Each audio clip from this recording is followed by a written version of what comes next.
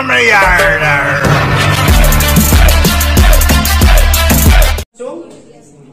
है आपका उत्कर्ष क्लासेज में और मैं हूं अशोक सर।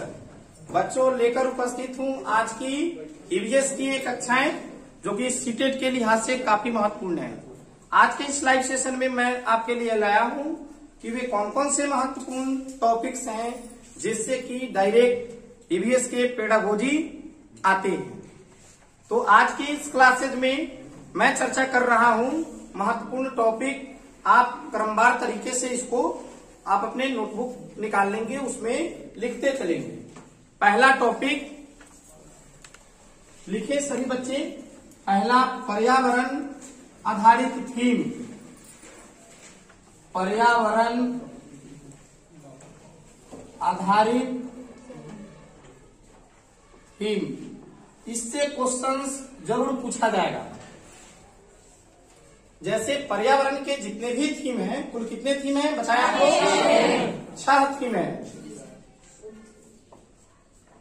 और दूसरा जो है पर्यावरण आधारित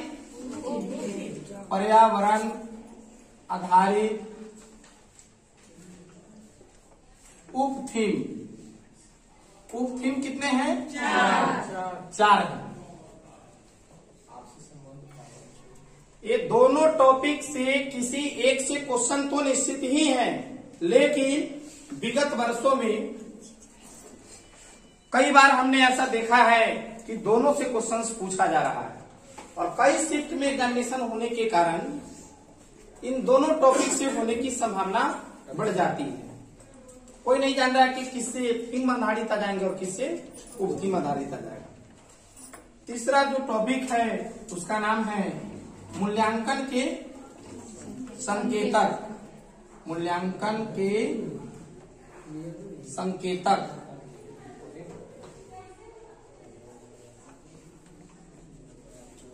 अगला लिखे सतत और व्यापक मूल्यांकन। सतत और व्यापक मूल्यांकन।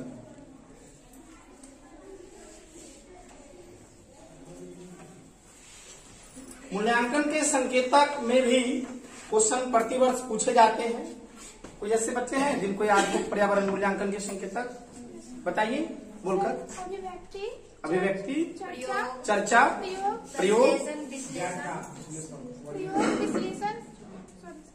प्रयोग, प्रश्न पूछना, व्याख्या, वर्गीकरण, विश्लेषण, न्याय और समानता के प्रति सरोकार और सहभागिता। चलिए, ये पर्यावरण मूल्यांकन के संकेतक। क्वेश्चन इससे पॉजिटिव एस्पेक्ट में भी पूछी जा सकती हैं और निगेटिव एस्पेक्ट में भी पूछी जा सकती है। ये तीनों क्लियर है। और चौथा टॉपिक का क्या नाम है? सतत और व्यापक मूल्यांकन। एकदम क्लियर है, जितने टॉपिक उतने ही नंबर। अगला है सतत और व्यापक मूल्यांकन, सीसी का कॉन्सेप्ट। जैसे सीसी क्या है और ईवीएस में हम किस प्रकार से सीसी का उपयोग करते हैं, फॉर्मेटिव में किस प्रकार करते हैं और सबमेटिव में किस प्रकार करते हैं। अगला टॉपिक का नाम है पर्यावरण के कौशल। आप लोग लिखते चलेंगे पर्यावरण के कौशल।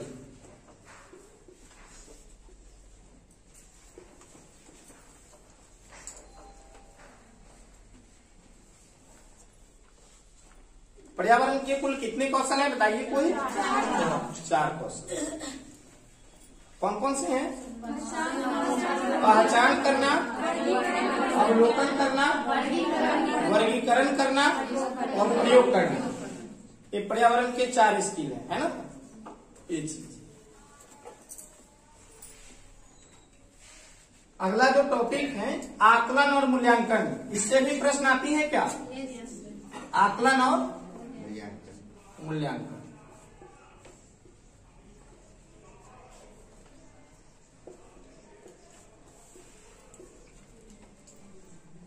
हर बार देखेंगे मूल्यांकन और आकलन से सवाल जरूर होगा ईवीएस में। अगला लिखेंगे पोर्टफोलियो। पोलियो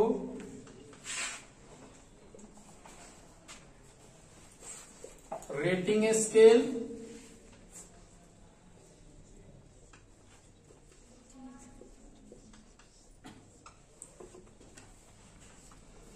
घटना वृत्तांत,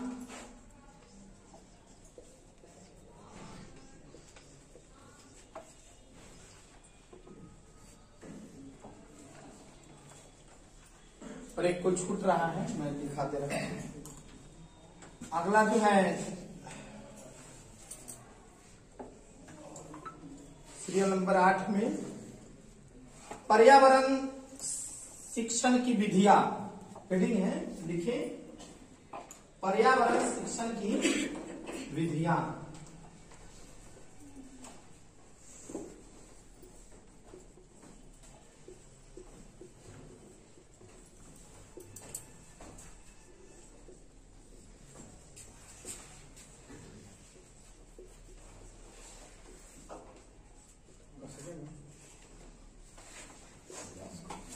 पर्यावरण शिक्षण की कौन कौन सी विधियां हैं, उन सभी विधियों को पढ़ना है। अगर यहाँ पर पोस्ट में लिख लेते तो ज्यादा बेहतर होता कि उस कौन कौन से वे मेथड है जिस पर हम ज्यादा फोकस करें। क्षेत्र परिभ्रमण विधि, फील्ड ट्रिप मेथड जिसको कहते हो, क्षेत्र परिभ्रमण विधि। और कोई बालक बताइए। समूह चर्चा,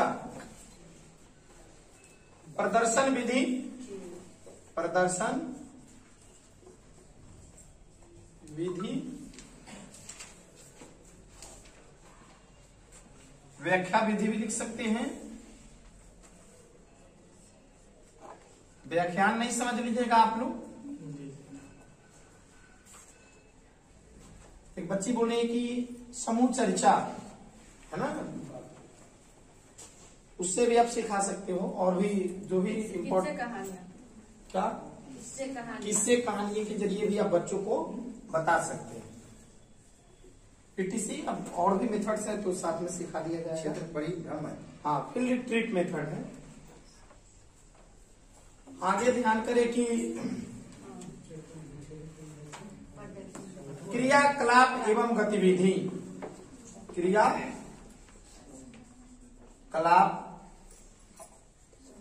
एवं गतिविधि।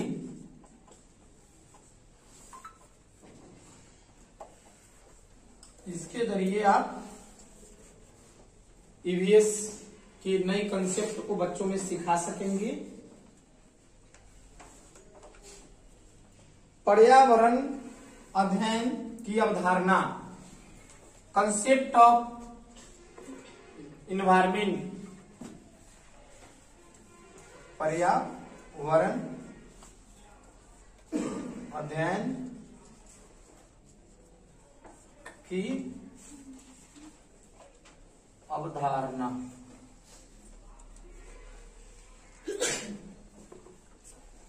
जैसा कि आप ऊपर में देख रहे हो, पहला का नाम है थीम, दूसरे का नाम है उप थीम, मूल्यांकन के संकेतक, CC, environmental skill, assessment and evaluation, portfolio reading skills, फिर अन्य जो भी है घटना वृत्तांत।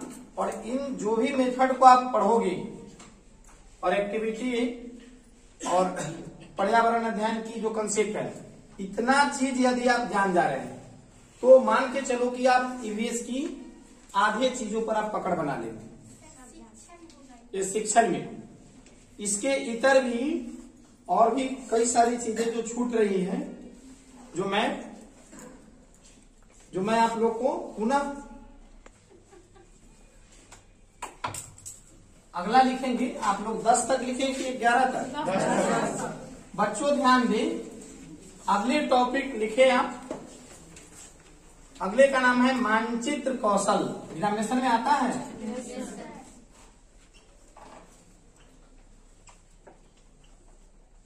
मैपिंग स्किल है क्या?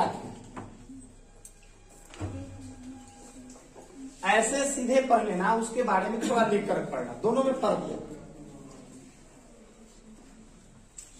मानचित्र कौशल।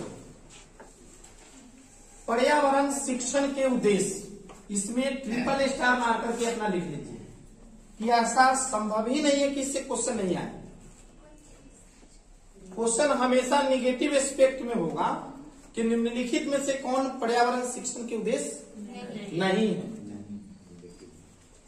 एकदम मान के चलिए फिक्स है कि आना ही है। पर्यावरण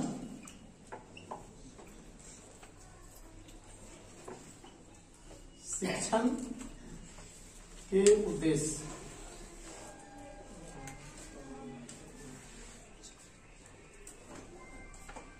है कॉमन चीजें, लेकिन हर विषय में चीज जरूरी है। गणित शिक्षण के जो उद्देश्य है वही पर्यावरण शिक्षण के उद्देश्य होंगे क्या अलग होंगे? कुछ अलग जरूर होंगे।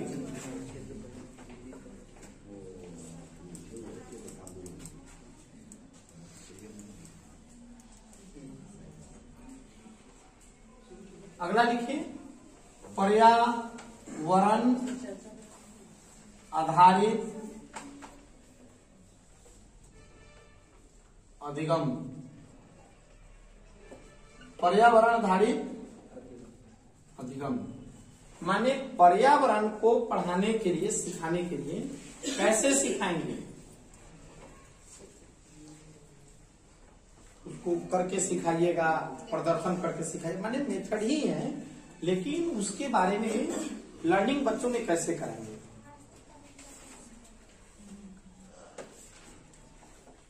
अगला है पर्यावरण शिक्षक के गुण। कई बार क्वेश्चन आपने देखा होगा कि एक पर्यावरण शिक्षक में कौन से गुणों का होना आवश्यक है, या अपने लिखता हूं, पहले ध्यान से देखिए, लिखिए पर्यावरण शिक्षक, पर्यावरण शिक्षक के गुण।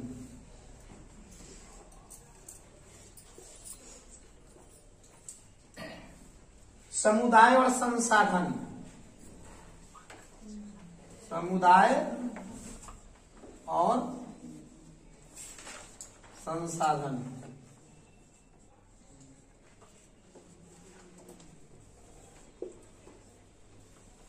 एनसीएफ 2005 ये भी पूछता है ना।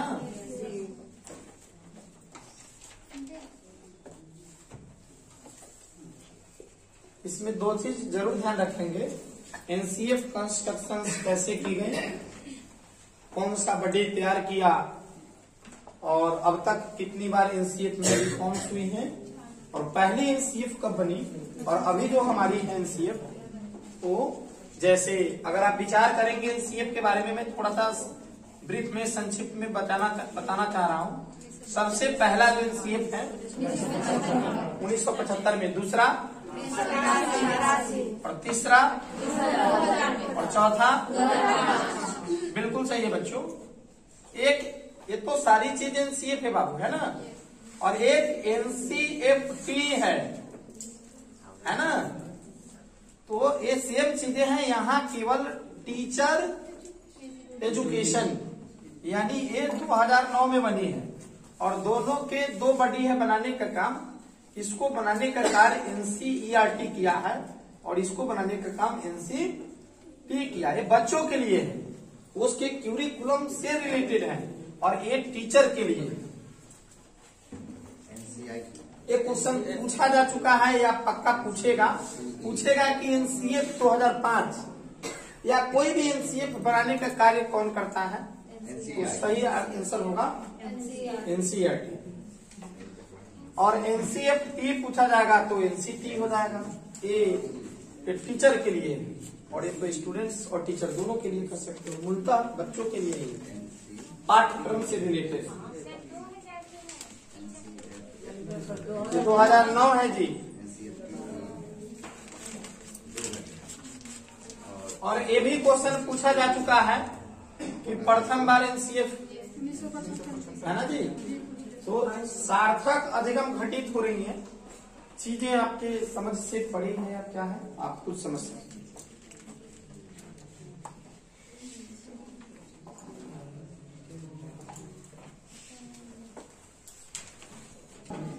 आप ध्यान करेंगे पर्यावरण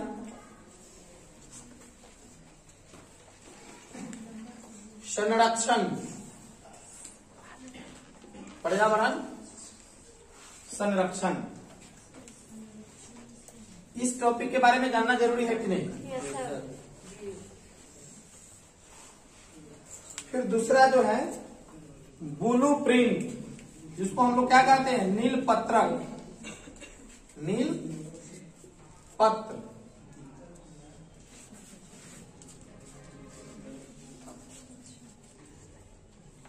ब्लू, इंग्लिश में ही लिखा जाए तो ज्यादा बेहतर है। अगला जो टॉपिक है BS Bloom taxonomy. BS Bloom's टेक्सो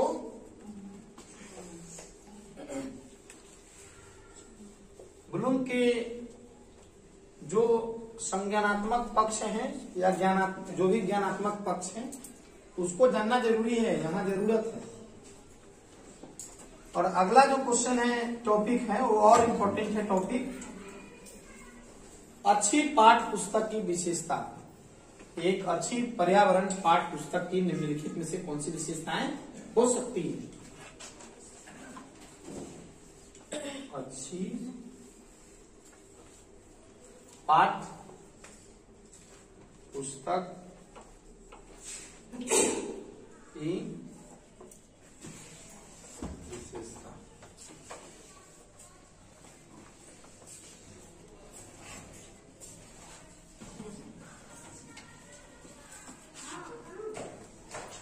टॉपिक का नाम अभी लिया हूं, उसके इतर भी और भी सारे कंटेंट हैं जिसका नाम बोर्ड पर आप देख सकते हैं। खुला अंत वाला प्रश्न, ईवीएस में भी प्रश्न होगा।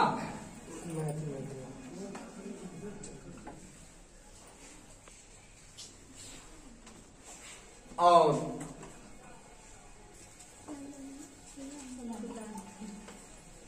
बंद अंत वाला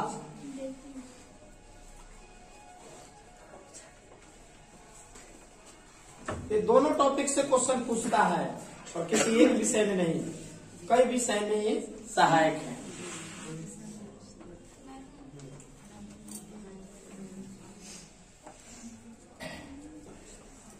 बच्चों देखिए कि पर्यावरण अध्ययन की प्रकृति, पर्यावरण अध्ययन की प्रकृति हर विषय के नेचर को जानना जरूरी है। अगला लिखेंगे ऑरोगेमी और कोलाज, ये भी पूछता है ना जी।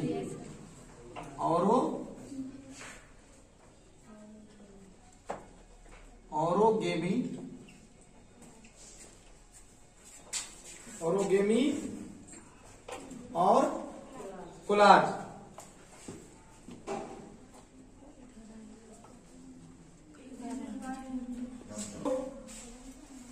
ऑरोगेमी और कोलाज।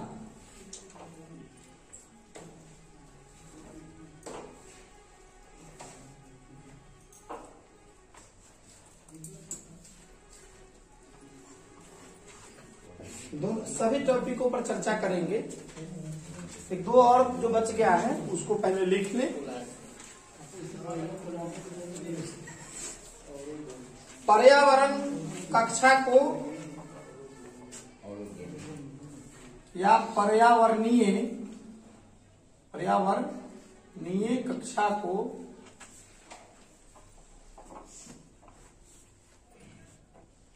कैसे प्रभावी बनाएं, कैसे प्रभावी बनाएं।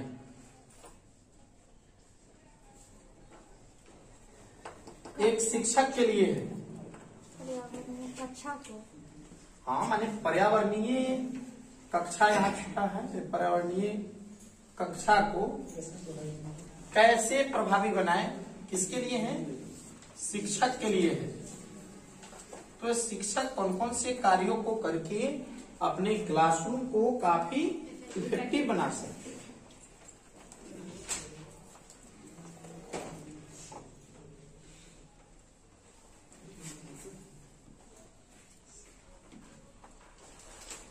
पर्यावरण विषय में छात्रों की रुचि, पर्यावरण विषय में छात्रों की रुचि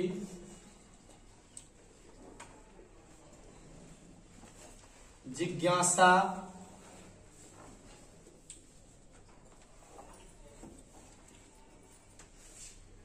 विकसित करने के, जिज्ञासा विकसित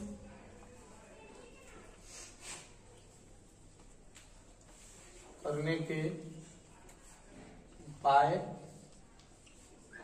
या तरीके। निश्चित तौर पर ये वीडियोज आपके लिए काफी प्रभावी हैं। अभी हमने जो पर्यावरण से संबंधित शिक्षण के जो 25 टॉपिक बताया हूं, इसे सीटेट की परीक्षा में कुल 15 अंक के प्रश्न पूछे जाएंगे। ये 25 इसलिए हमने बताया है कि क्वेश्चंस की संख्या 15 होती है और इसमें से एक दो टॉपिक एक दूसरे से मेल खा रहे हैं, ऐसा भी है। और कई बार थीम वाले चीजों को अगर हम चाहते तो दोनों थीमों को एक साथ रख सकते थे, इसलिए इसकी सीरियल नंबर 25 बढ़ जा रही है। ये आपके भार और अवबोध को कम करने के लिए ऐसा हम किए हैं कि क्लियरिटी हो जाए, अपनी स्पष्टता आ जाए कि कौन कौन से टॉपिक से क्वेश्चंस पूछे जाते हैं। निश्चित तौर पर आप आगे की वीडियोस का इंतजार करेंगे। अगर वीडियोस अच्छा लगा हो तो इसे लाइक और सब्सक्राइब करना नहीं भूलिए। धन्यवाद।